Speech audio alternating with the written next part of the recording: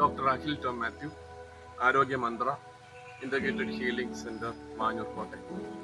പ്രധാനമായിട്ടും മഴക്കാലത്ത് ആയുർവേദ വിധി പ്രകാരം നമ്മുടെ 3 ദോഷങ്ങളിൽ വാതദോഷ പ്രകോപനമാണ് നടക്കുന്നത്.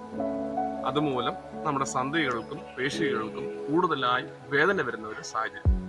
ആഹാരക്രമത്തിലേക്ക് വരുമ്പോൾ പൊതുവെ ലൈറ്റ് ഫുഡ്, മിതമായിട്ടുള്ള ആഹാരങ്ങളും കഞ്ഞി അങ്ങനെയുള്ള ലൈറ്റ് ഫുഡ് കഴിക്കുകയും ഒപ്പം ചെറുപയർ, ബീറ്റ്റൂട്ട്, അതുപോലെ തന്നെ കപ്പളങ്ങ, മുദ്ര, അങ്ങനെയുള്ള ചെറിയ ചെറിയ ആഹാരക്രമങ്ങളാണ് നമ്മൾ പാലിക്കേണ്ടത്. അതുപോലെ തന്നെ നമ്മൾ പാലിക്കേണ്ടതാണ് കൃത്യസമയത്ത് തന്നെ ആഹാരം കഴിക്കുക എന്നുള്ളത്. നമ്മൾ ശ്രദ്ധിക്കേണ്ടതാണ് നമ്മുടെ വാതപ്രകോപനം ഉണ്ടാകുമ്പോഴുള്ള നമ്മുടെ ജോയിന്റ് പെയിൻ, മസ്കുലാർ പെയിൻ.